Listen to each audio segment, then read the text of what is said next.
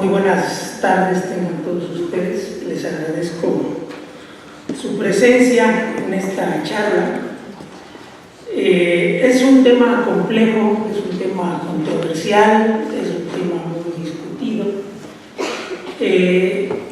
Voy a tratar de cubrir una serie de tópicos durante mi charla, desde qué son las plantas transgénicas, cuáles son sus beneficios, qué riesgos tienen, cuáles son las nuevas estrategias de mejoramiento genético, y verlo esto en el contexto del debate que existe entre las empresas monopólicas y los activistas que están interesados en este tema sin directamente trabajar en él. Bueno, ¿qué son las plantas genéticamente modificadas o transgénicas? Son aquellas plantas que contienen uno o más genes que han sido transferidos mediante técnicas de biología molecular de otra planta no emparentada o de una especie distinta. Las plantas que tienen transgénicos también se denominan genéticamente modificadas o cultivos GM. Aquí es importante decir que es por técnicas de biología molecular, porque existen muchos cultivos que tienen genes de otras especies emparentadas o de especies no emparentadas que han sido introducidos a través de cruzas o de técnicas de laboratorio distintas a la biología molecular. Entonces eso es algo que existe y que se ha hecho desde hace muchos años. Todos los cultivos domesticados han sido sujetos a fantásticas manipulaciones genéticas por los humanos. Hace unos 9.000 años, nuestros antepasados aquí en México, en la parte central de México, empezaron a domesticar el teosinte para llevarlo hasta lo que ahora conocemos como maíz. Es decir, el maíz no existía, el arroz no existía, el trigo no existía, el tomate no existía, el chile que consumimos ahora no existían como tales, sino son producto de la manipulación genética de los seres humanos, y que esta manipulación genética tiene unos cambios extraordinarios que todavía no hemos podido replicar nosotros a pesar de todos los avances científicos, y que representan, digamos, que el hombre aceleró la evolución del maíz, si es que la evolución hubiera tomado la dirección del maíz. En unos 50 millones de años fue lo que hicieron nuestros antepasados en los 3.000 años en los que se domesticó el maíz. Ahora bien, hay muchos tipos de cultivos genéticamente modificados y todos se revuelven, todos se hacen como si fuera la misma cosa, aunque tienen características distintas. Hay cultivos genéticamente modificados que contienen genes de la misma especie, a las cuales se le han hecho modificaciones en el laboratorio y se les han dado diferentes nombres. Estos son, por ejemplo, cisgénicos, que todos los elementos provienen de la misma especie y por lo tanto deberían de considerarse distintos a aquellos que tienen genes de otras especies. Los intragénicos, que tienen genes de la misma especie pero están revueltas las señales de un gen con los de otra. Pero aquí el problema es que la gente que se opone a la tecnología rechaza todas las versiones de la misma manera, como si todas fueran biológicamente equivalentes. Ahora, ¿cómo se hace una planta transgénica? Bueno, el desarrollo de la tecnología para hacer plantas transgénicas surgió del estudio de una bacteria del suelo que se llama Agrobacterium tumefaciens. Esta bacteria del suelo causa la formación de sobrecrecimientos en los troncos de los árboles, sobre todo en los árboles frutales, y el estudio de esta interacción entre esta bacteria y los árboles frutales llegó al descubrimiento de que la bacteria transfería de manera natural material genético a las células vegetales y las integraba en sus cromosomas.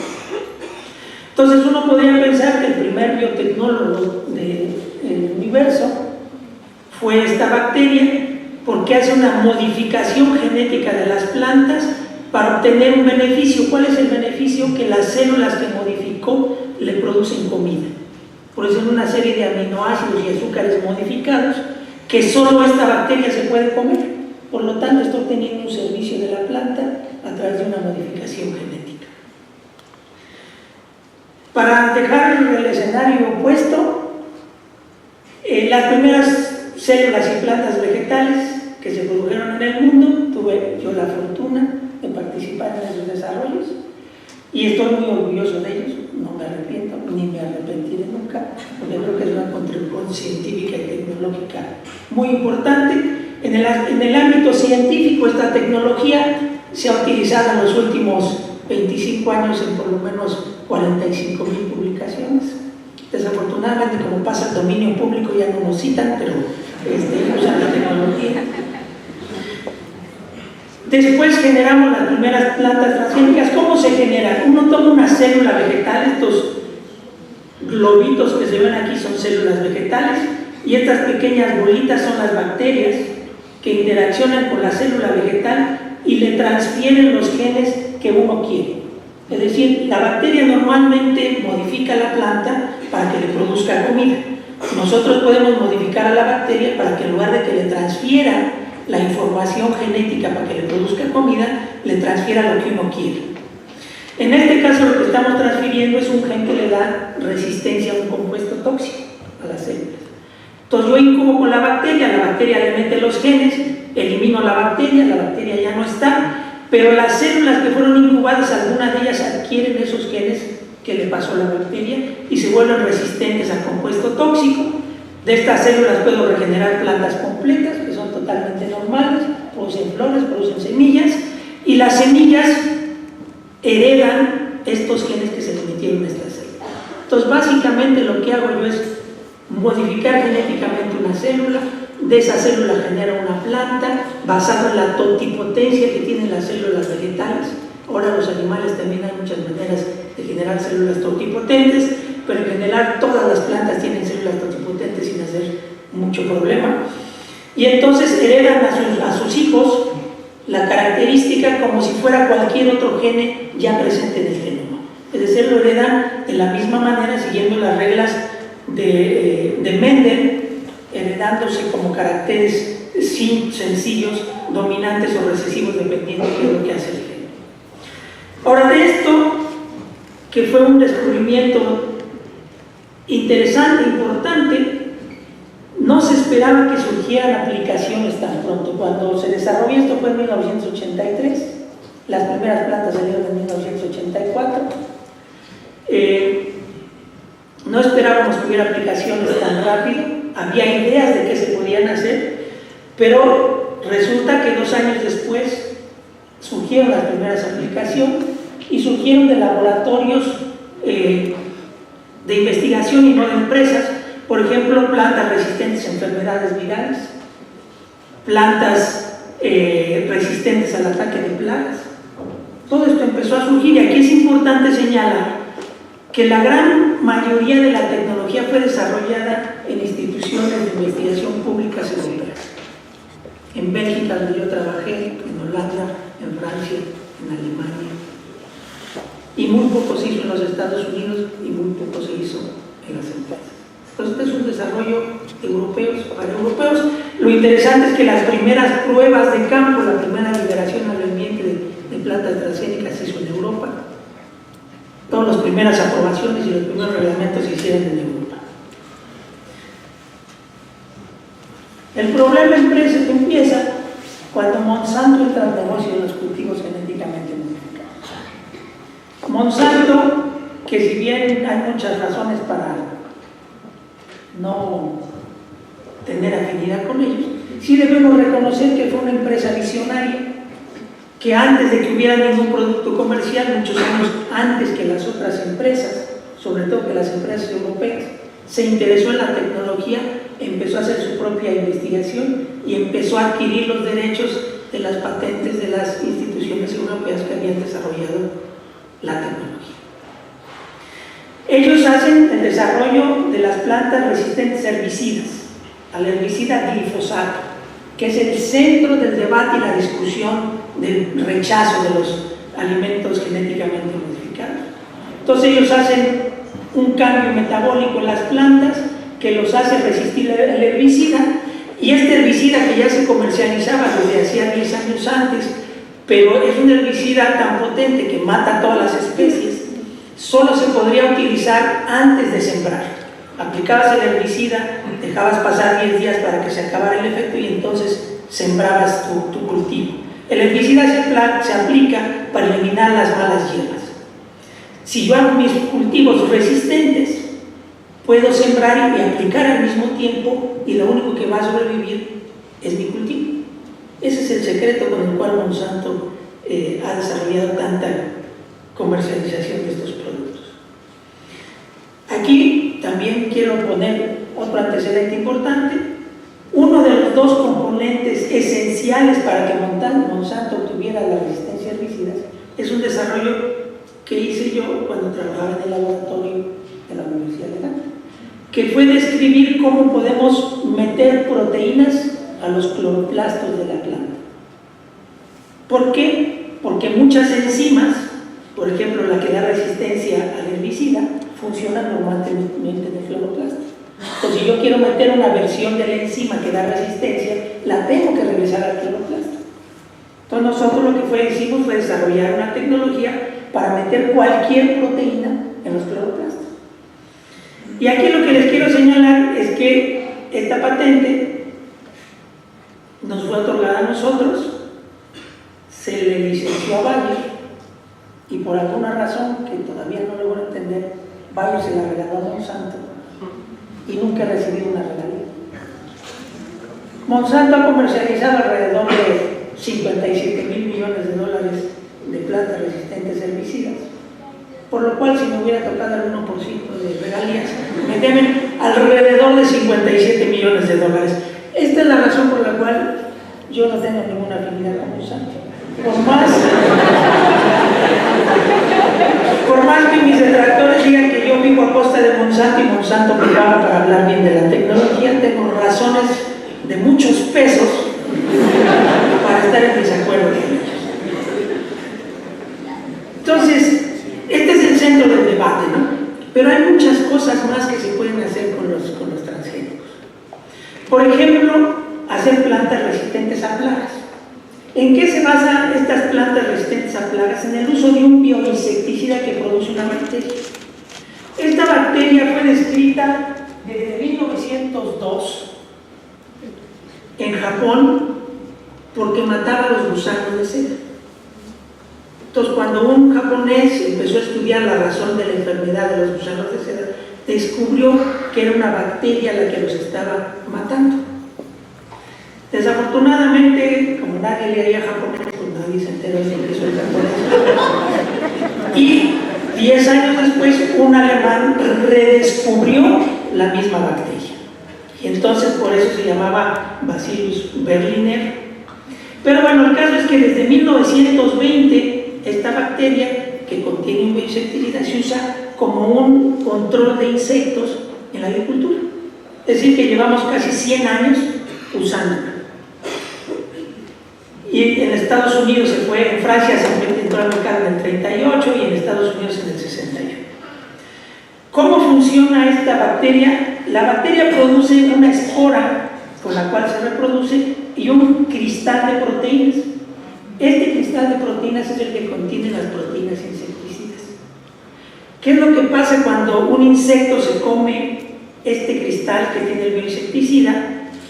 Como el pH del intestino del insecto es alcalino, a diferencia de los humanos y los animales que es ácido, se disuelve el cristal, tiene unas proteasas que activan la toxina se une a receptores específicos en el epitelio del intestino del insecto, les crea unos poros y empiezan a perder iones, potasio, calcio, magnesio. Y entonces pues le agarra la cruda al insecto, deja de comer y se muere. Así es como funciona. Entonces, cuando se aplicaba la bacteria por sí misma, había que producir la bacteria en fermentadores y había que comprar la bacteria, mantenerla viva y aplicarla repetidamente en los cultivos, porque llovía, se iba la bacteria, entonces había que volverla a aplicar. Entonces la gente, cuando se desarrolló esta tecnología, dijo, ¿y por qué no tomamos el gen de esta bacteria que codifica para la proteína bioinsecticida y hacemos que la planta produzca su propio bioinsecticida? Es un insecticida que está aprobado para consumo humano, es totalmente inocuo para animales, es totalmente inocuo para humanos y animales, es biodegradable, no deja residuos y es altamente específico. mata cierto tipo de insectos. Esos son los dos principales componentes del Producto Interno Bruto de Hawái. En los años 80, como Hawái es un lugar muy aislado, la papaya vivía en el paraíso. Nunca había visto enfermedades, nunca había visto insectos, entonces estaba aislada en medio del Pacífico. Pero seguramente a principios de los 80 algún turista se llevó una papaya infectada, la metió a Hawái y entonces introdujo la enfermedad. Entonces, de ser un cultivo muy importante,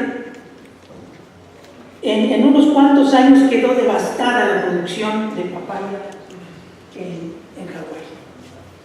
Esto puso en riesgo a más de 100,000 familias que se dedican a la producción de papaya en Hawái. Entonces, Denis González, un hawaiano, profesor de la Universidad de Cornell, decidió que había las herramientas para resolver el problema y generar papayas resistentes a virus. Entonces, este señor lo que hizo fue hacer plantas resistentes a virus. Estas son las plantas normales, las plantas convencionales infectadas con el virus. Ustedes ven que están chaparritas y amarillosas. Las plantas resistentes que generó Denis González son estas que están verdes y crecen perfectamente bien en presencia de virus. Entonces, ¿qué hizo este señor? Salvó la economía de los agricultores de Hawái. Salvó la economía de Hawái sin pedir absolutamente nada a cambio, porque era una universidad pública, era una universidad, un trabajo financiado por el USDA. Estas papayas las pudimos comprar en cualquier supermercado de Hawái, de los Estados Unidos, de México, de Japón, de Europa. Este es Denis, que me invitó a dar unas charlas de Hawái, y este es uno de los productores. Yo platiqué con el productor y le dije, oye, ¿para ti qué significa que Denis haya producido esta papaya resistente? Me dice, pues me salvó la vida de mi familia. Dice, porque cuando se desbastó el producto, tuve que pedir prestado dinero. Entonces ya debía yo $50,000 y no tenía cómo pagarlos. Cuando Denis nos dio las resistentes, empezamos a ganar otra vez dinero y pude pagar mi deuda y pude sostener a mi familia sin problema. Entonces, permitió recuperar el cultivo de la papaya en Hawái, miles de agricultores beneficiados. La producción actual de papaya en Hawái es superior a la de los años 90 y se consume desde hace 18 años. Por ahí dicen, es que los productos genéticamente modificados no se han probado suficiente tiempo. Los exámenes que se hacen con ratas y ratones solo duran de 6 a 12 meses. Bueno, el experimento más grande es uno de estos. Denis me invitó a dar una charla, lo cual a mí me pareció muy misterioso, porque el tema que me pidió que tratara era los cultivos genéticamente modificados, peligros y controversias. Yo le dije, Denis, si aquí en Hawái todos comen productos genéticamente modificados y tienen años viviendo, ya vas a ver, da tu conferencia en un auditorio así como este. Estaba yo dando una charla parecida a esta y de repente se para una señora muy guapetona. ¿Me permite interrumpirlo? Le digo, sí, digo, no, la idea era tirar las preguntas al final, pero adelante. Y me dice, doctor, pero ¿por qué dice usted que los cultivos genéticamente modificados han sido analizados y no hay evidencia de que causen a la salud humana si solo se prueban de 6 a 12 meses con animales? Y le digo, señora, ¿usted come papaya? Me dice, sí, claro. ¿Ha tenido algún problema de salud? No. ¿Sabe usted de algún hawaiano que tenga problemas de salud por comer papaya? No, pues claro que no, la papaya es excelente alimento. Le digo, ¿sabe usted que toda la papaya que se come es transgénica? Dice, sí, pero es que de México dicen que el maíz genéticamente modificado es malo. Ahí entendí por qué Denis González me había invitado a mí. La papaya no tiene nada de malo, el maíz mexicano sí. Lo triste, Denis, con el éxito que tuvo en Hawái, se fue a producir variedades transgénicas para otros lugares donde la incidencia de virus era muy alta. Él decidió irse a Tailandia, que es uno de los grandes productores de papaya en el mundo, generó las papayas resistentes a virus. Aquí están probando en el campo. Esta es una de las agricultoras con las que trabajaba Denis González. Pero lamentablemente, después de que el gobierno había aprobado el programa, había aprobado el producto, ya lo tenían los agricultores, llegaron los activistas, presionaron al gobierno y el gobierno dijo: no quiero problemas políticos, cancelamos el proyecto de la papaya. Lamentablemente esta señora se murió antes de ver sus productos. Y entonces aquí lo que tiene uno que ver es qué riesgos o qué beneficios pueden tener estas plantas genéticamente modificadas.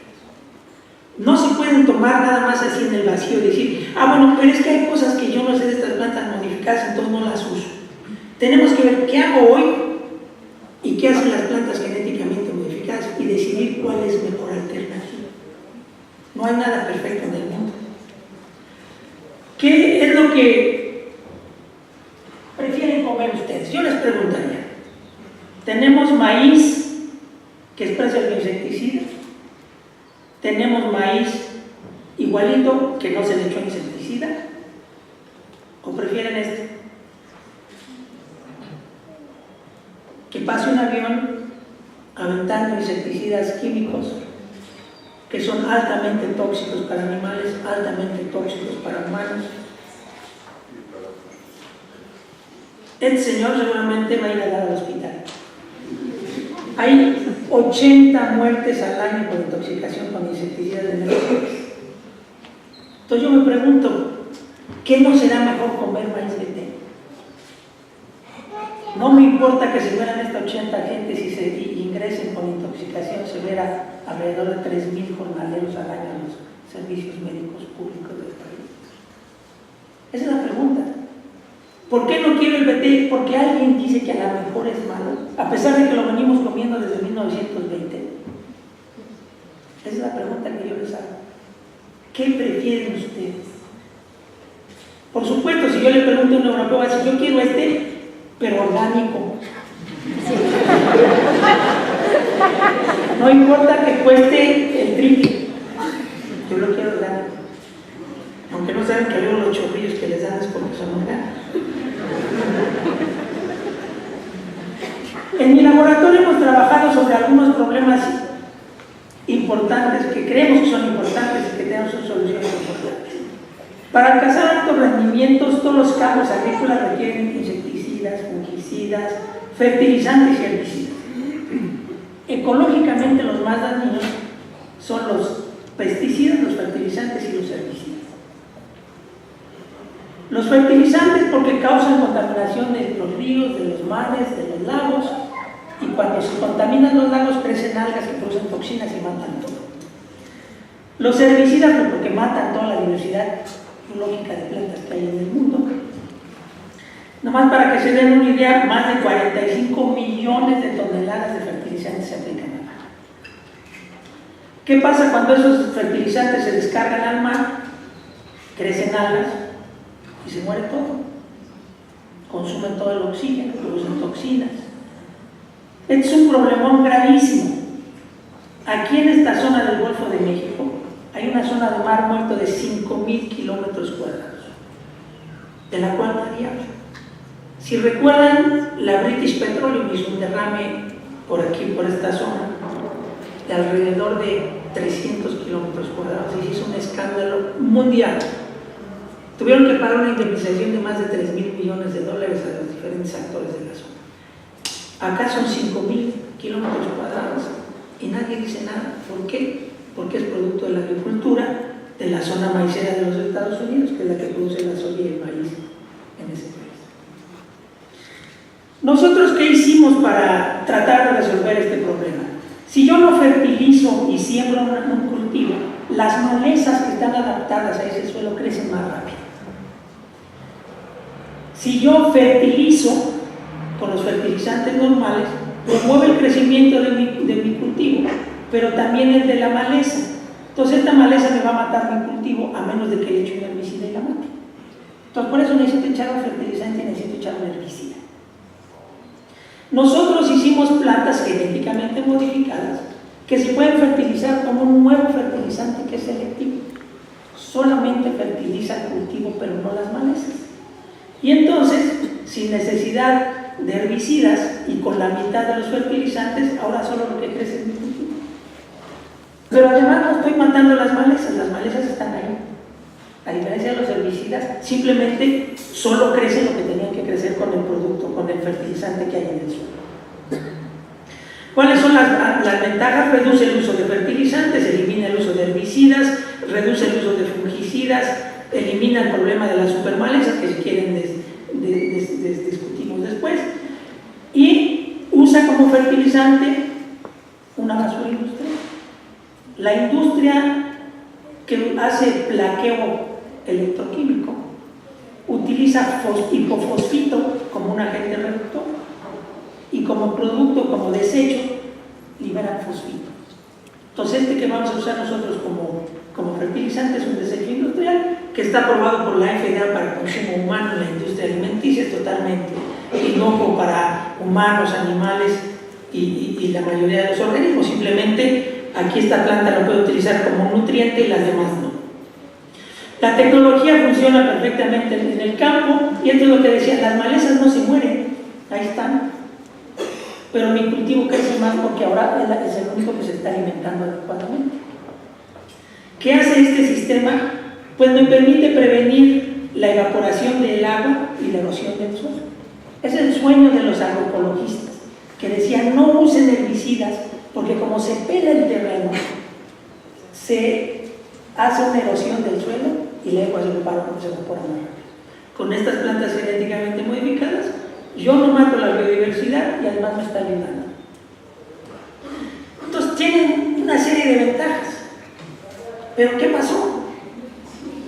¿A qué horas fue el crimen? Es complejo entender qué fue lo que pasó mal con esta tecnología. Yo les digo que trabajé en Bélgica generando esta tecnología hasta 1984, regresé a México, me fui de sabático a Inglaterra en 1997. Cuando llegué a Inglaterra en 1997, los primeros productos genéticamente modificados estaban en los supermercados europeos, tomates de más larga vida de anaquel, tomates con más contenido de azúcar, estaban en los anaqueles, todo el mundo feliz comiendo tomates transgénicos, y de repente los activistas se van afuera de los supermercados. Y entonces asustan a los clientes y los clientes se prefieren ir a supermercados que no venden transgénicos. Entonces, ¿qué hacen Sainsbury's, Asda, todos estos grandes supermercados británicos? Dicen, oye, yo estoy vendiendo 7 productos transgénicos y 8.500 de otros. Pues mejor quito los transgénicos y dejo los otros y no quito los 8.000 y dejo los transgénicos. Entonces quitaron los transgénicos y esa fue la razón por la cual se dejaron de vender en Europa. La doctora Álvarez Bulla estuvo aquí hace un mes y esta es la razón por la cual mucha gente está en contra de los cultivos genéticamente modificados. Porque la manipulación genética tiene efectos inesperados. Ella dice que teniendo en cuenta los datos científicos, no sé de cuáles datos habla, y el puro sentido común, más bien es un sentido común, los organismos transgénicos no pueden ser iguales a los no transgénicos. Es una falsedad asegurar que un organismo puede ser equivalente después que le introdujimos un solo transgénico. Y entonces yo me pregunto, ¿y cuando hacemos una cruza? Que le estoy metiendo 18.000 genes nuevos a una planta, ¿ahí sí es predecible? Una pequeña perturbación en sistemas complejos, que este es el tema de sus charlas. Déjenme decirle que la señora es una muy buena investigadora. Que se le bajan los frenos cuando habla de transgénicos. No quiero hacer mofa de ella ni nada en absoluto, simplemente es que pierde la objetividad cuando habla de transgénicos. Entonces dice, una pequeña perturbación en sistemas complejos como es un cerebro tiene una consecuencia que no se puede enumerar y mucho menos predecir las consecuencias de las interacciones con otros genes y las de muchas sustancias. El efecto de un gene o transgen depende no solo de sí mismo, de sus interacciones con otros genes y proteínas en la interacción de organismos transgénicos con el medio ambiente. Entonces, todo procedimiento de mejoramiento genético que implique mutaciones o introducción de alelos distintos al del organismo receptor debe ser detenido. Todos los procesos que tenemos tradicionales para producir las variedades vegetales deben de ser detenidos porque le estamos introduciendo versiones distintas a lo que el organismo receptor tiene. Lo extraño es que para su investigación sí sirven los transgénicos. Si es algo tan impredecible, porque es tan complejo, ¿cómo es que ella puede publicar artículos definiendo la función de un gen utilizando solamente herramientas transgénicas? Yo me pregunto, si el efecto de la presencia de un nuevo gen o transgénico tiene efectos impredecibles, ¿cómo es que la señora sí puede predecir la función de un gen? No que dependía de su interacción con todos los demás genes y con todas las sustancias de la planta. Es más, ha desarrollado ella propuestas de redes de regulación complejísimas para definir los programas de desarrollo de las plantas. ¿Cómo puede ella desarrollar y publicar estos modelos si todos están basados en datos generados por plantas transgénicas que tienen consecuencias impredecibles? Esto es lo que yo simplemente no le puedo entender a la doctora Álvarez. ¿Cómo es que sí le sirven para lo que quiere, pero son malas para lo que no quiere? Y tiene una precisión tan grande que le permite hacer todos estos esquemas tan complejos de interacción de genes, de regulación y de programas de desarrollo. Son cosas que me... En ese tenor, por ejemplo, dice, yo tengo un tomate y le meto un gen para producir antocianinas. Estos compuestos antioxidantes tan populares ahora que se lo toma la gente así en cápsulas. Dice uno, mejor cómetelo en un tomatito, ¿no? No, porque quién sabe qué tenga este tomate. ¿No? Está genéticamente manipulado.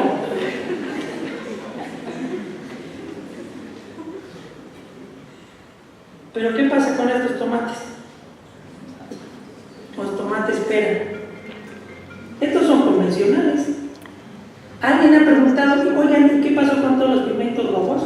¿No habrán alterado la composición química del tomate? Nadie pregunta, nadie cuestiona. Estos tomates entraron al mercado sin ningún examen. Pero están bonitos. Entonces uno se pregunta por qué a este sí, sabiendo qué le pasó y qué sustancias estoy produciendo, y por qué este no lo tengo que evaluar si no sé qué pasó ni qué cambios químicos tuvo el fruto. Son de las interrogantes. Este sí, dice, es que no sabemos qué pueda pasar si introducimos un gen. ¿Acá qué pasó? Ahora, si hablamos de efectos inesperados, ¿serán estos inesperados? Todos estos son productos de programas de mejoramiento genético convencional que no se someten a ninguna regulación. Entonces, todo sistema biológico tiene efectos inesperados si se altera un gen que va a dar un fenotipo esperado. Estas mutantes son mutantes homeóticas. Esas plantas que la doctora Álvarez Bulla presenta, que tienen las flores así todas deformes, ella sabe qué genes y sabe por qué está pasando lo que está pasando. Pero engañosamente dice, es un efecto inesperado. Pues claro, si yo muto este gen, tiene efecto inesperado. Pero igual se muta por transgénesis, que se muta por espontáneas, mutaciones espontáneas. En maíz, en todos los cultivos sucede lo mismo. Entonces, ¿cuáles son esperados o inesperados? El mejoramiento por mutación tiene unas fuentes de radiación gigantescas del tamaño de una cancha de fútbol, donde siembran plantas y las irradian. para generar variación genética. De esos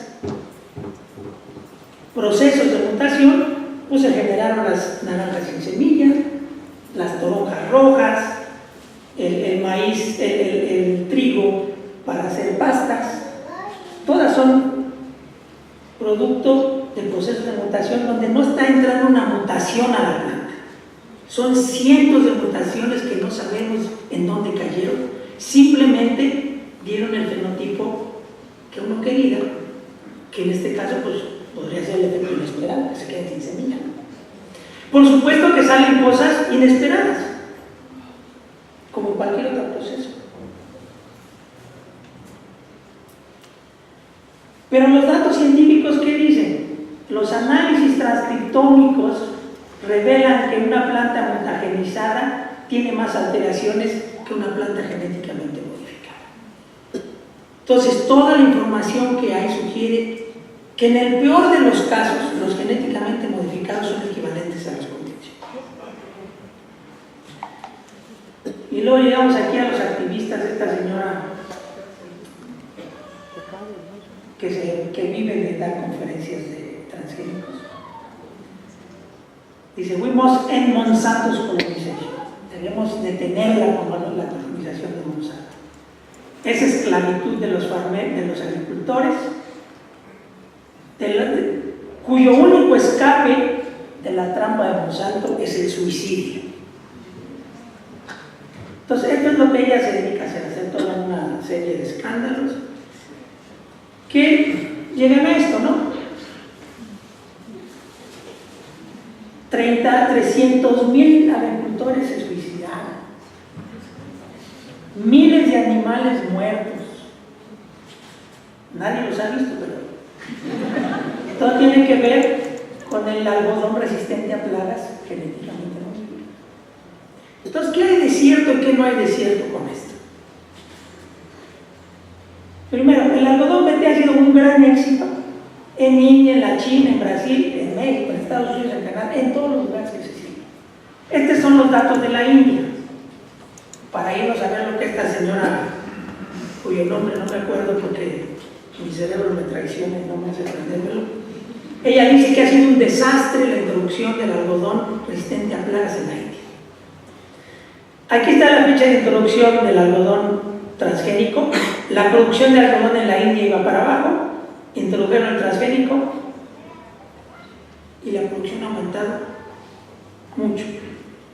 Dicen los opositores a la tecnología que las plantas genéticamente modificadas no afectan la productividad de la planta.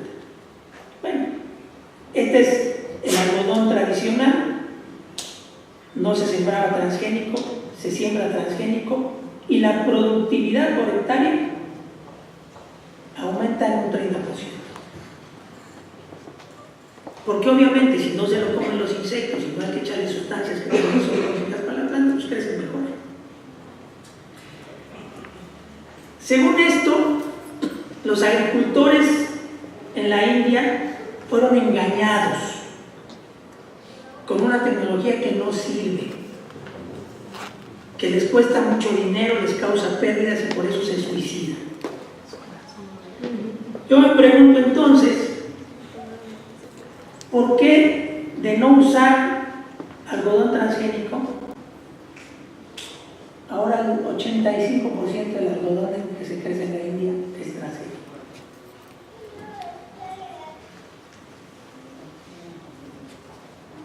Y lo más interesante, el número de agricultores que usan el algodón BT se incrementó de 50,000 en 2002 a 7.2 millones de agricultores en el 2012.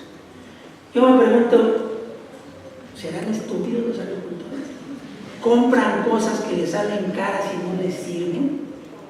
Y por eso se suicidan. Sería la única explicación. No entiendo por qué alguien se va a ver forzado a comprar el algodón transgénico. Pero claro, el caso de los suicidios en la India, que es lo que tanto publicita esta mujer. Ella dice que desde que ingresó al mercado el algodón transgénico hubo un incremento en los suicidios en la India, de los agricultores en la India. Entonces ella toma un set de datos, real, verdadero, que indica que hay un aumento en una región de la India coincidente con la introducción del algodón transgénico. Sin embargo, si vemos nosotros, antes de que entrara el algodón transgénico, ya hubo un incremento en los suicidios. Entonces esto empieza a dejar dudas de si en realidad hay una correlación causal entre la introducción de la tecnología y los suicidios. Porque resulta que desde que se introdujeron los organismos genéticamente modificados, aumentó el cáncer, aumentó la diabetes, aumentó el autismo, perdió más el tri. Todo eso sucede desde que están los organismos genéticamente modificados. Pero ¿qué pasa si tomamos los números nacionales de la India? Entre el algodón transgénico no hay ningún signo de aumento de los suicidios en la población rural de la India. ¿Qué fue lo que pasó? Que yo selectivamente agarro la zona que me conviene, donde hubo un aumento, pero no agarro una zona donde hubo una disminución, donde se mantuvo constante o donde disminuyeron los suicidios. Entonces, esto es perverso. O sea, yo agarro selectivamente los datos para decir hay una causa y efecto, cuando en realidad los datos en su conjunto dicen todo lo contrario. Entonces esto habría que pensarlo cuando la gente viene y habla, si somos críticos o no. Estos son los hechos en la India.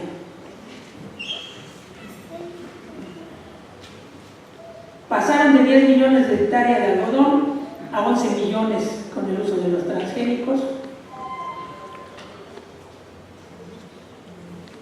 De 7 a 8 millones de agricultores utilizan BT en la India. Se usaban 5.9 gramos de pesticida por ciclo de producción, ahora se usan 0.9. Entonces, el beneficio de reducir el uso de pesticidas en la salud humana, en la ecología, en la contaminación del agua, etc., es impresionante. Entonces, están todos estos datos que simplemente uno puede sumarizar con esta gráfica. Es decir, le benefició lo que perjudicó a los agricultores y al país India la introducción de la tecnología. Esta es la producción de algodón previa a la entrada de la tecnología, iba para abajo. Tuvieron que empezar a importar algodón, 500 millones de toneladas de algodón, y ahora exportan 2.000. Y esto significa una ganancia de muchos millones de dólares para los agricultores y para India en su producción. Entonces, estos son los datos. Si esto significa que hizo un daño a la India, pues bueno. El caso de la Argentina, que también se habla mucho de que hay un escándalo que está Monsanto destruyendo a la Argentina. El 17% del área cultivada de Argentina se siembra con transgénicos, el 98% de la soya es transgénica.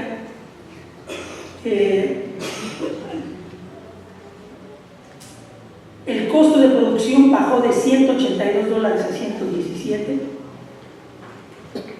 En herbicidas gastaban $78 en el 94, ahora ganan nada más $37. Gastan $37. El beneficio económico para Argentina en los últimos 10 años fue de $80 billones, más 1 millón de empleos. ¿Tiene problemas esto? Sí tiene problemas de dos tipos. Ha sido tan exitosa la soya resistente a plagas y herbicidas que desplazó todos los demás cultivos de Argentina. Los agricultores ganan tanto dinero que ya no quieren cultivar otra cosa. Y el abuso de la tecnología sin control, sin políticas públicas bien establecidas, lleva a que haya un abuso de la tecnología que cause problemas.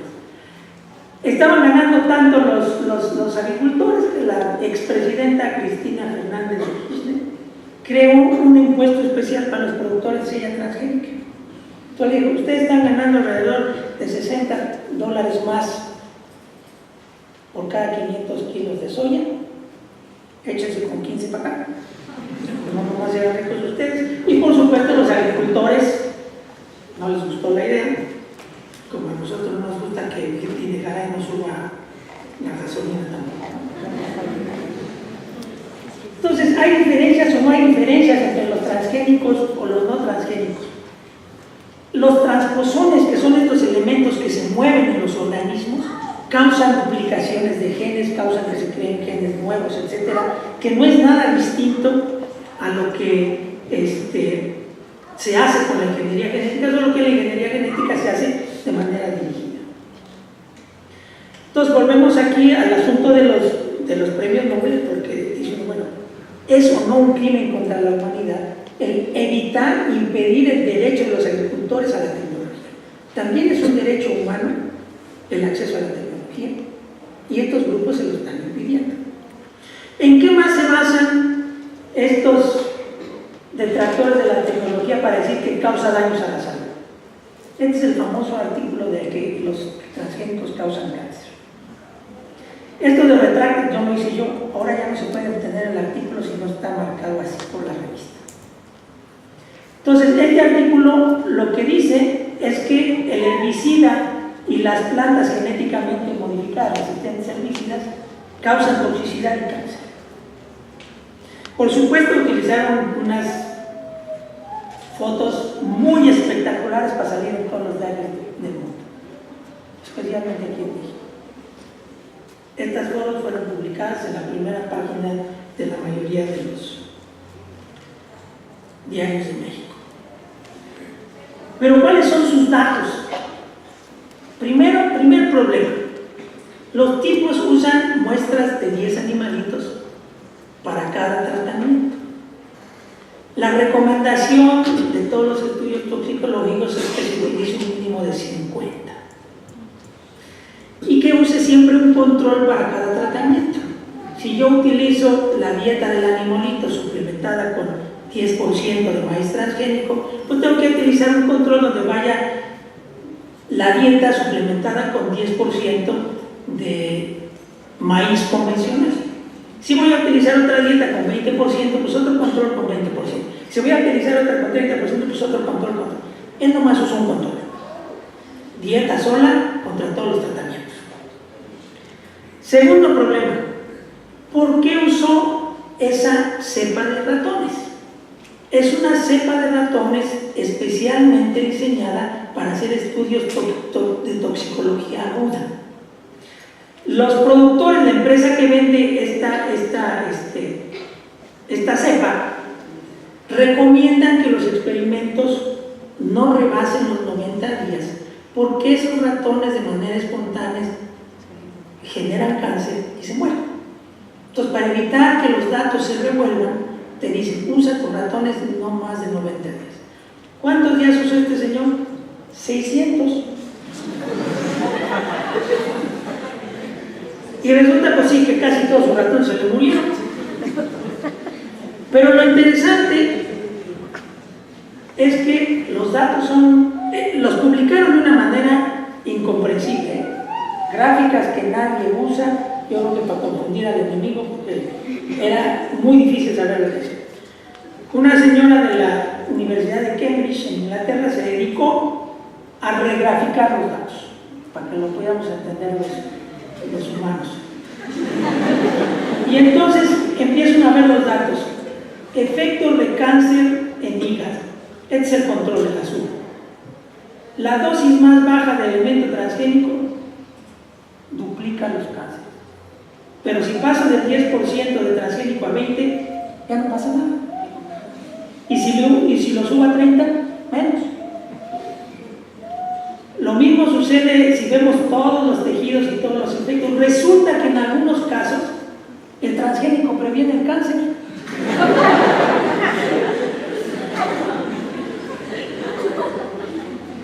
Lo más gracioso y que hace inexplicable por qué les habían aceptado su publicación es su explicación. Esto es tomado textual de su publicación. Nuestros datos muestran, como es frecuente en el caso de las enfermedades hormonales, que la mayoría de los efectos de estos estudios no son proporcionales a la dosis. O sea, esto rompe con toda la teoría científica y con todos los aspectos que yo aprendí aquí con mis grandes maestros del CIMBESTAB. Pues resulta que no hay ninguna correlación entre dosis y efecto, ni para la cantidad de transgénico, ni para la cantidad de glifosato. glifosato. Estas son las diferentes cantidades de glifosato y resulta siempre que la dosis más alta previene el cáncer. Es raro, ¿no?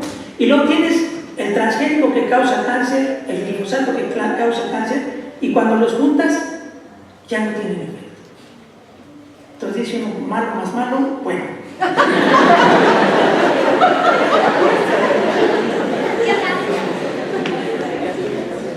Y siguen sacando al señor Seralini que no, que esto fue un complot de Monsanto para que la revista la sacara de la circulación.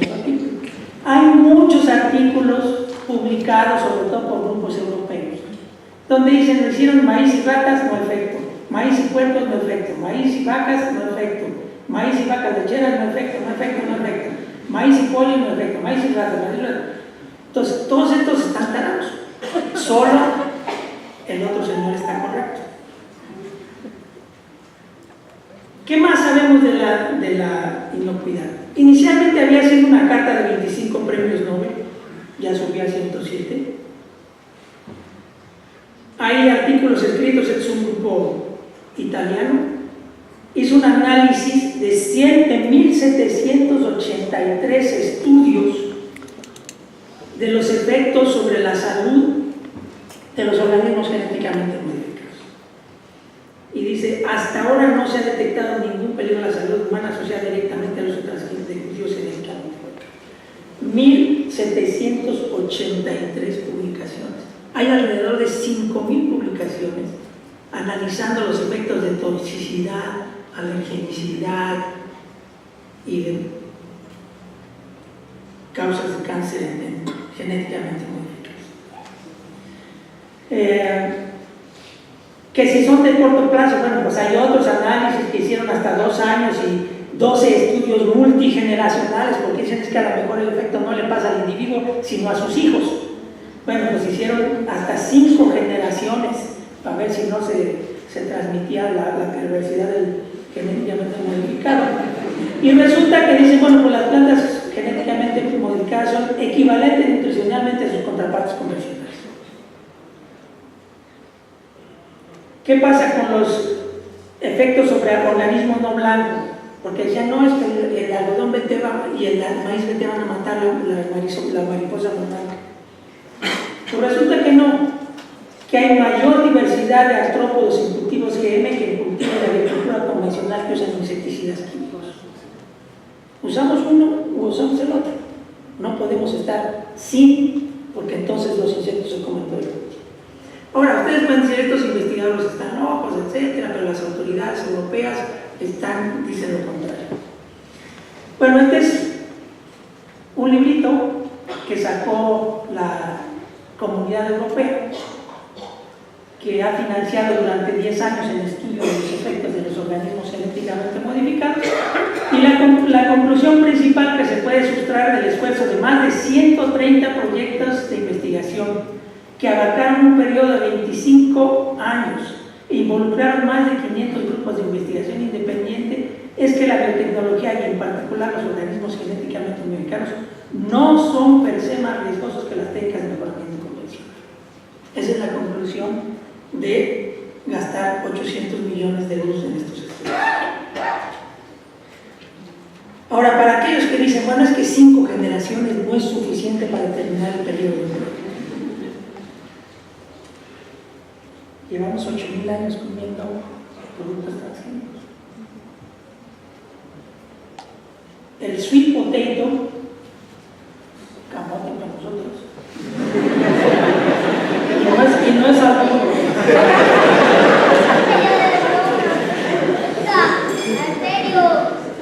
Está genéticamente modificado, fue genéticamente modificado de manera natural por el microbio que les platiqué al principio. Lo interesante es que esa modificación genética permitió tener tubérculos más grandes. Por lo tanto, todos los cultivos de esta planta que son domesticados tienen los genes de la bacteria. Y los silvestres, que no se cultivan porque tienen tubérculos muy chiquitos, no lo tienen. Entonces resulta que durante la evolución de esta planta adquirió esos genes, y cuando llegó el hombre a seleccionar los que quería domesticar, seleccionó los que ya eran transgénicos. se lleva comiendo en los Andes este producto 8.000 años. ¿Serán suficientes 8.000 años para demostrar que no causa daño? A lo mejor necesitamos más. ¿Qué horas son? ¿Cuánto tiempo me queda? ¿Me quedan 5 minutos? ¿Cuánto? Y... bueno, lo que les quería decir, vienen toda una serie de nuevas tecnologías para editar de manera precisa los genomas de los organismos. Ya no vamos a estar metiendo y sacando genes, sino vamos a modificar el propio alfabeto del organismo para introducirle caracteres que nos interesan.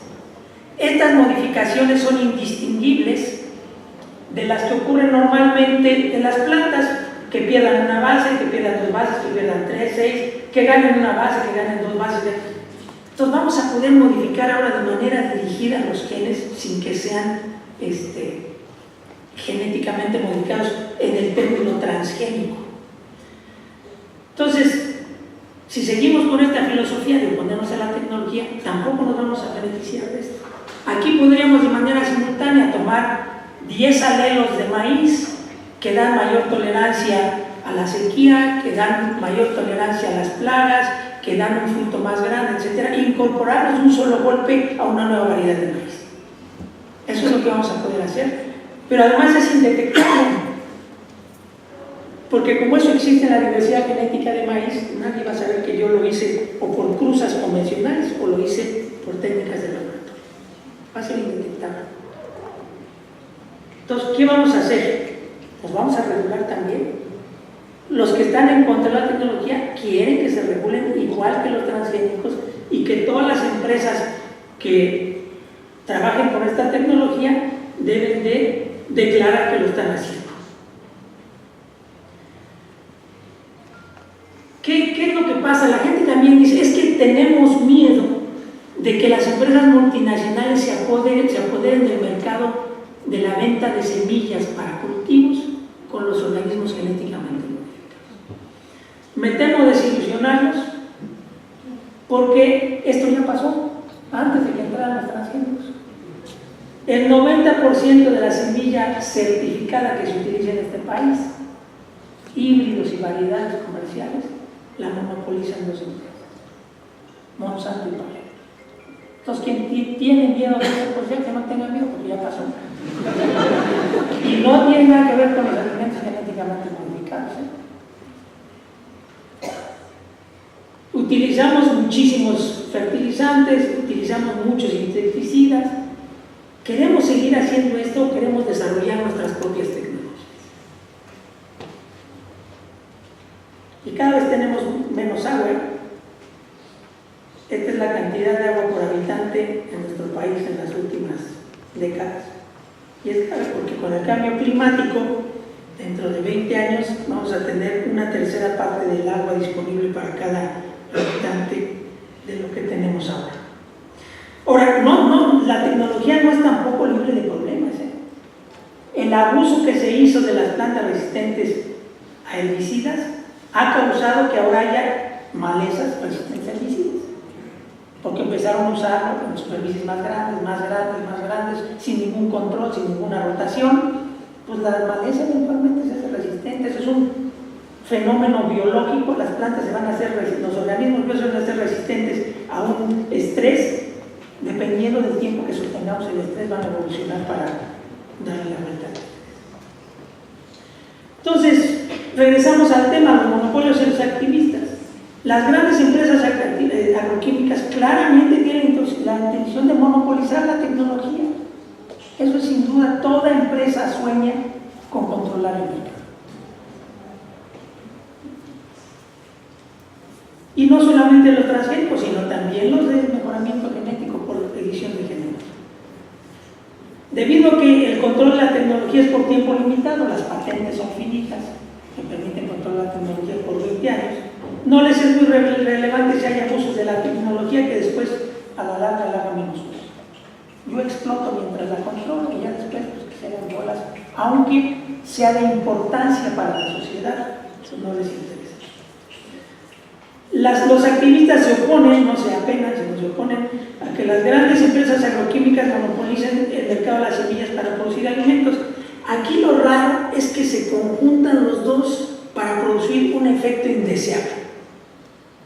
Ellas quieren monopolizar a través de patentes y de una serie de imposiciones que tratan.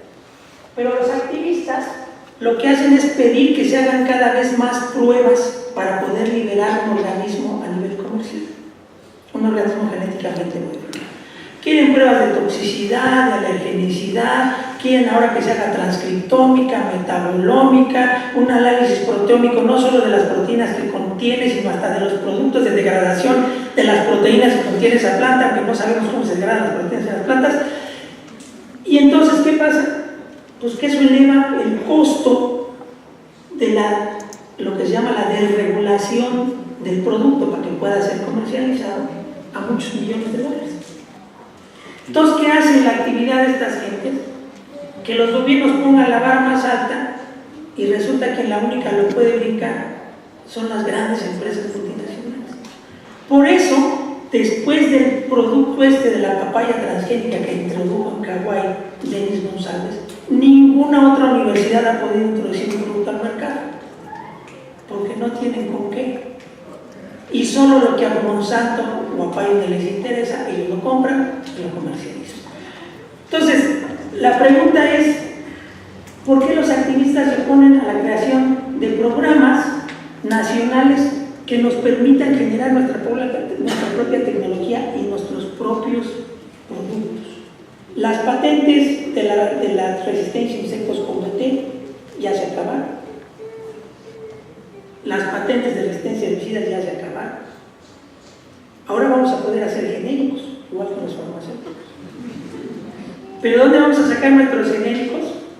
Pues de China o de la India, porque aquí en México va a costar tanto producirlos que no vamos a poder. Ese va a ser el problema, porque podemos importar pero no sembrar. Esa es la paradoja. Europa consume pero no siembra. Y en Europa no tiene ni de qué preocuparse, porque ni el maíz es nativo, ni el frijol es nativo, ni el tomate es nativo, ni el chile es nativo. Prácticamente fuera de las dunas brasicáceas no hay nada. Y entonces, ¿a quién favorece hacer tan complicada la regulación de los productos genéticamente modificados? Y finalmente, para terminar, los opositores a la tecnología consideran que la decisión de algunos países europeos de prohibir la siembra de cultivos genéticamente modificados es la correcta. Monsanto está adquiriendo, Bayer está adquiriendo Monsanto. Entonces ahora va a ser una empresa europea y van a empezar a comercializar los alimentos genéticamente modificados. Ahora sí ya va a ser aceptable porque es una empresa europea.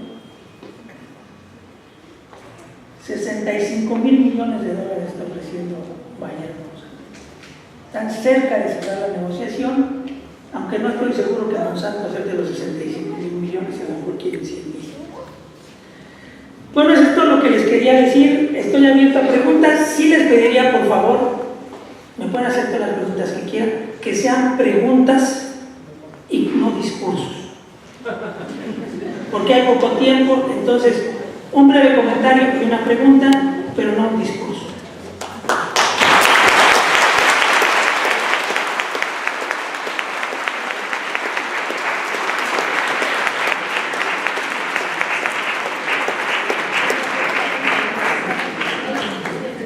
Gracias, doctor Buena. Excelente su conferencia. Yo entiendo su posición, dado que pues usted es uno de los desarrolladores de la tecnología, y pues tengo aquí una lista como de 20 preguntas, pero creo que ahí se nos irían otras 2 horas. Va a tratar de... las más importantes que tenga. Sí, bueno, usted comentó que el caso del algodón era totalmente exitoso. Yo quiero comentarle que tal vez ustedes conocen lo que pasó en Colombia con el algodón Volga. Yo soy colombiano y conozco perfectamente el caso. Un manejo totalmente antiético del proceso de validación de cómo se hicieron los ensayos, que no eran ensayos porque ocupaban muchísimas hectáreas. Se introdujo un algodón que era resistente a una plaga que nunca existía ya en esa zona. Bueno, el caso es que en Colombia podemos decir que no funcionó. Yo quisiera preguntarle, por ejemplo, si esa planta de camote que usted dice que lleva muchísimos miles de años siendo transgénica, lleva un gen de resistencia a los antibióticos. Sabemos que uno de los problemas ahorita en el mundo es el aumento de la resistencia a los antibióticos y se sabe que es por mal manejo de los antibióticos. En mi opinión, meterle un gen de antibiótico a una planta de estas es un mal manejo de los antibióticos, porque los antibióticos no están hechos para eso. Entonces, ¿cuál sería ¿Me contesto? Ok. Ningún producto comercial en el mercado genéticamente modificado lleva resistencia a antibióticos. Ninguno. Entonces, ¿por qué cuando le enseñan a uno la teoría de esto le mencionan eso? Pues porque los engañan, señores, ese es el problema. Pero nos engañan acá en estos centros de investigación, porque eso es lo que le enseñan a uno. No, pues yo le voy a enseñar, porque yo sí soy experto en el tema y le voy a decir cómo se hace. Bueno, ¿cuáles serían los efectos de, por ejemplo, de la microbiota edáfica que se ha visto afectada? El Bacillus thuringiensis, usted lo mencionó claramente, ha funcionado perfecto solito, pero hemos visto que desde que se introdujo la tecnología transgénica, su eficacia se ha reducido. Entonces, ¿cómo se explica esto? Así como vemos una carta de un número grande de Nobel, pues vemos también una carta de respuesta de la Unión de Científicos Comprometidos con la Sociedad. ¿Sí? Entonces, ahí hay para todo. Ahí tenemos de la pregunta. Perdón, discúlpeme. Y el último, ya para terminar, ¿qué pasó con el caso del maíz Starlink en Estados Unidos? ¿Por qué era un maíz que se había dedicado para animales, pero se encontró en alimentos humanos y entonces inmediatamente se retiró? ¿Por qué? ¿Y cuál es la renuencia de las grandes multinacionales al etiquetado? Ya se me olvidan las preguntas. No, pues ese desde el camote, ya no sé qué me preguntó. O sea, lo que sí me gustaría es que hagan concretas las preguntas. Eso de los antibióticos es una falsedad. Inicialmente las pruebas que nosotros hicimos en 1983, esa resistencia que mostraron era resistencia a antibióticos. Posteriormente, todos los que se comercializaron ya no llevan resistencia a antibióticos, aunque la preocupación de que la presencia de un gen de antibióticos tenga que ver algo con la resistencia a antibióticos en humanos, que no tiene nada que ver. Por eso se sacó, simplemente por la pequeña sospecha de que pudiera pasar algo, se retiraron todos esos productos del mercado antes de que llegaran. El caso del Starlink era un producto perfectamente seguro, pero que solo había sido aprobado para uso en animales. No se había solicitado el permiso para uso en humanos. No es que fuera tóxico ni de pasar nada a los humanos. Y se halló contaminado un sitio que tenía presencia de menos del 1% de Starlink en el maíz. Entonces fue un accidente que pasó y que se resolvió y por eso se retiró.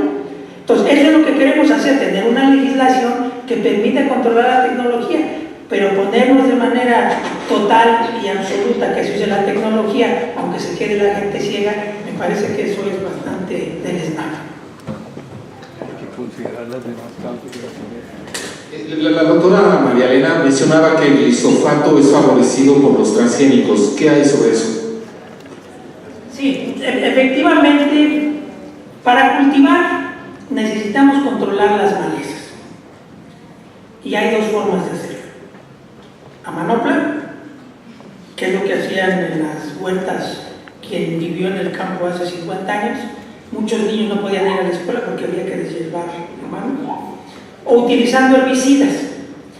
Hay muchos herbicidas y muchos sí son muy nocivos para la salud. Antes de que entraran las plantas resistentes a glifosato, se usaban alrededor de 20 herbicidas, incluyendo el paraquat, que es el agente orange que echaban los gringos en Vietnam. Se usa en la agricultura. Entonces, cuando entra el glifosato, como el glifosato es, digamos, el menos malo de los herbicidas en cuanto a toxicidad y genera las plantas resistentes, el glifosato desplaza a los otros. Y entonces, claro, hay un aumento de glifosato y una disminución de los otros. Entonces, cuando tú dices, hay un aumento en el uso de glifosato, sí, efectivamente, y masiva, porque reemplazó a los otros 19 herbicidas del mercado. El mal uso de los herbicidas del glifosato que ahora ha generado malezas resistentes, ha implicado el regreso de herbicidas que sí son más tóxicos. Y entonces la siguiente versión de Monsanto es resistente a los herbicidas al mismo tiempo. Entonces ahora van a aplicar los herbicidas. Por eso nuestra tecnología, que no usa herbicidas, es mucho mejor.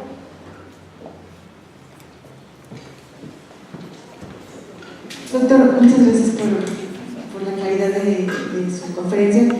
Tengo dos preguntas. La primera es: ¿de qué manera vincular los conocimientos que usted está brindando hoy con la gente que produce estos alimentos a baja escala, por ejemplo, en la zona ejidal de Xochimilco? Me parece importante que tengan ese acercamiento con el uso de estas herramientas tecnológicas, y cómo reconocer las semillas de estos organismos genéticamente modificados que usted podría estar recomendando en función, pues, de los análisis que se requieren.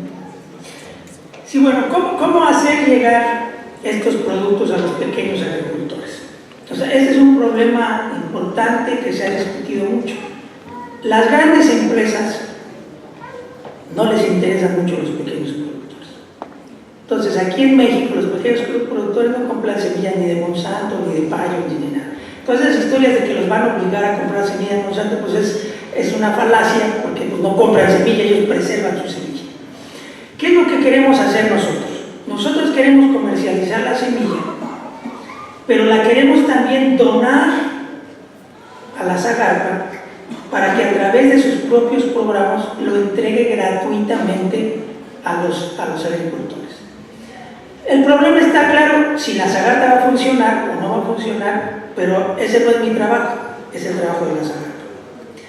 Y el siguiente punto es si le van a permitir a la Zagarpa o no los activistas que comercialice productos genéticamente modificados. El primer problema es si lo van a permitir o no, cosa que ya llevamos 30 años discutiéndolo y sigue parado. Y entonces esa parte pues es importante, pero habría que resolverlo con políticas públicas. O sea, yo como empresa pequeña, grande o mediana, pues yo quiero mis clientes que me paguen. Los que no pueden pagar no son mis clientes. Eso lo tendría que hacer el sector público a través de sus dependencias gubernamentales.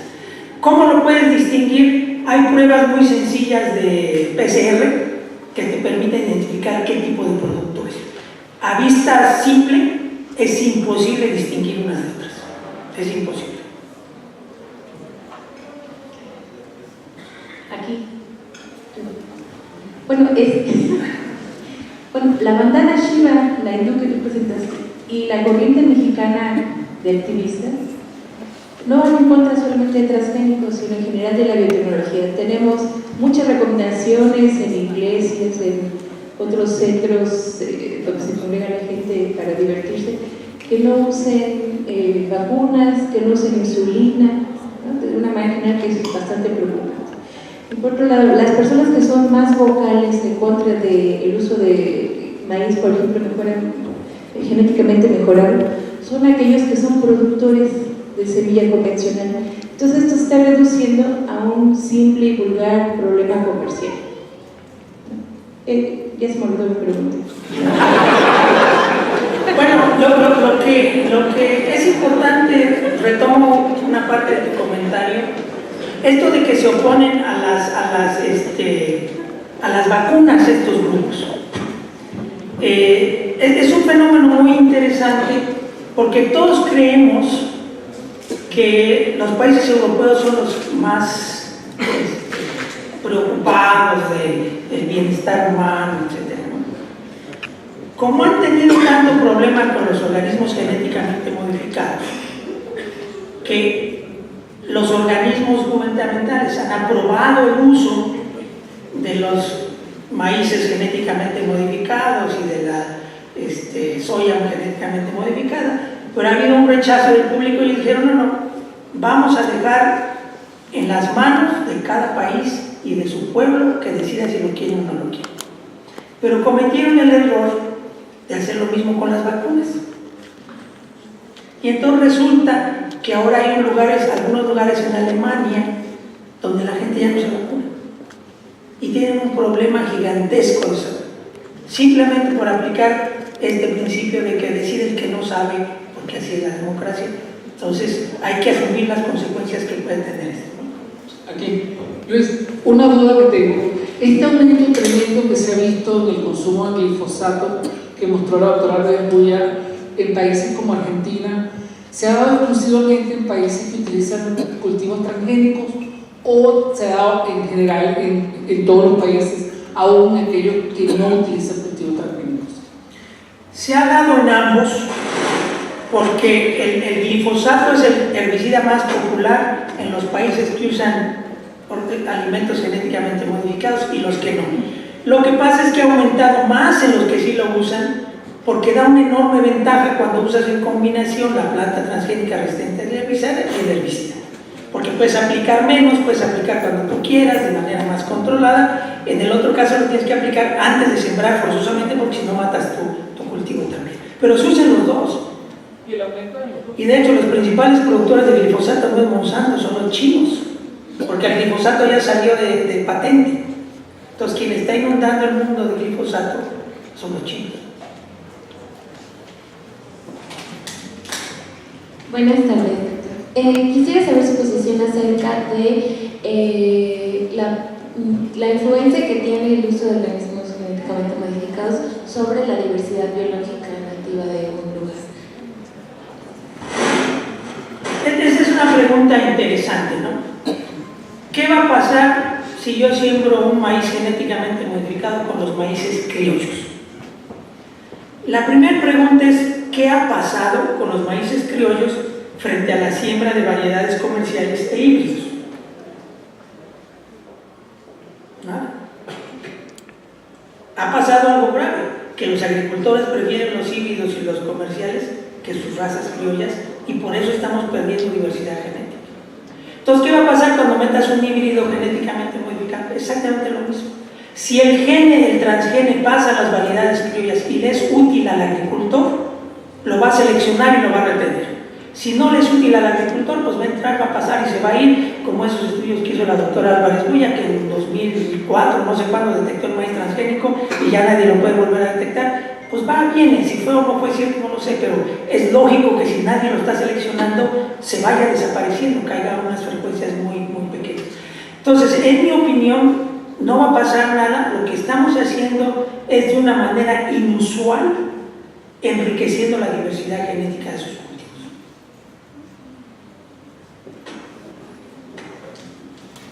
Doctor Luis, gracias por mostrarme, ya me puedo morir tranquilo.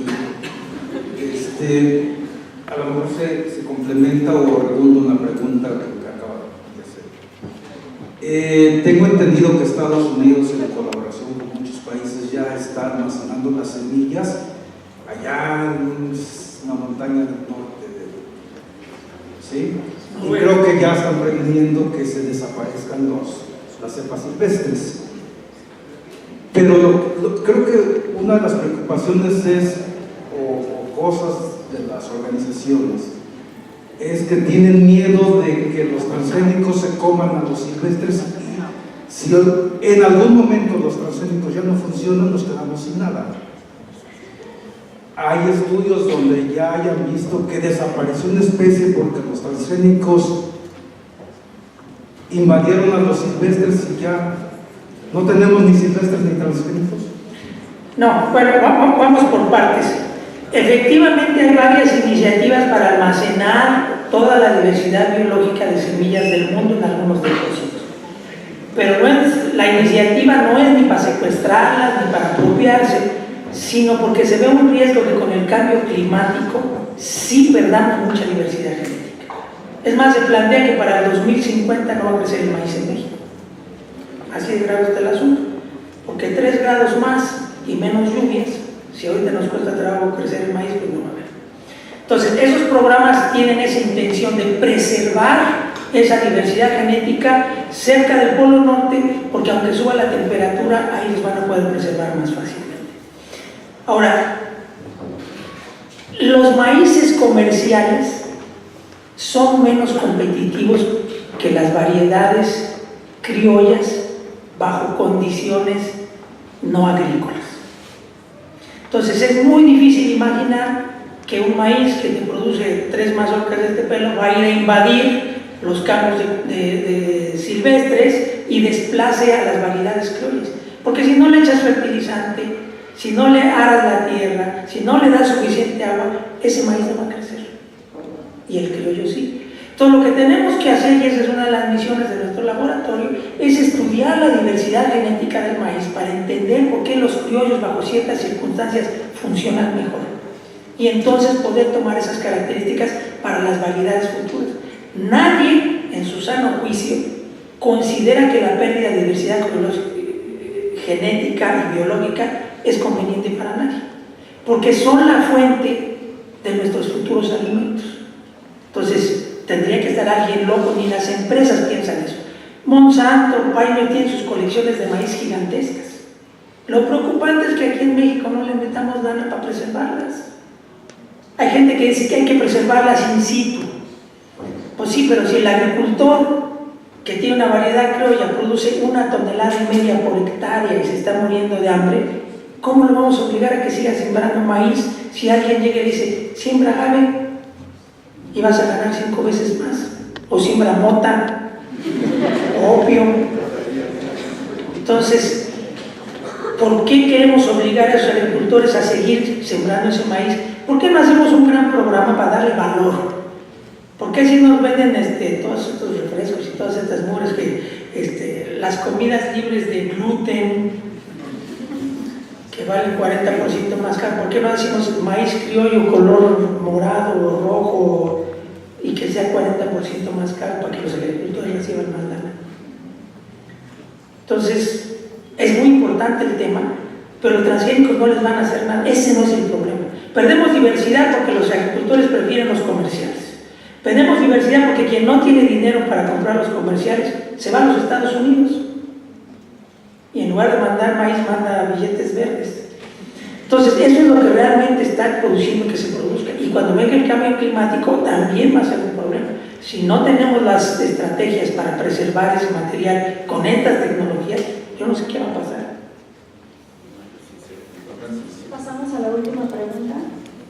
Bueno, más bien es un comentario en función de que estamos en la comunidad del CINVESTAB. Los maestros en ciencias y los doctores en ciencias del CINVESTAB deben de ser agentes de difusión del conocimiento, porque esto tiene un impacto que es incluso más allá de la cuestión de los transgénicos. Nos venden productos milagro, podemos votar por alguien que no sabe nada. Tenemos toda una serie de problemas que tienen que ver con la educación y con los conceptos. Y digo, la comunidad del CINVESTAB, que eventualmente seremos profesores, y eventualmente habrá alguno que hasta la Cámara de Diputados llegue, pues a lo mejor, teniendo la información, puede tener un agente de cambio importante, y que bueno, el problema de los transgénicos y muchos de los problemas sociales podrán ser mejor atendidos.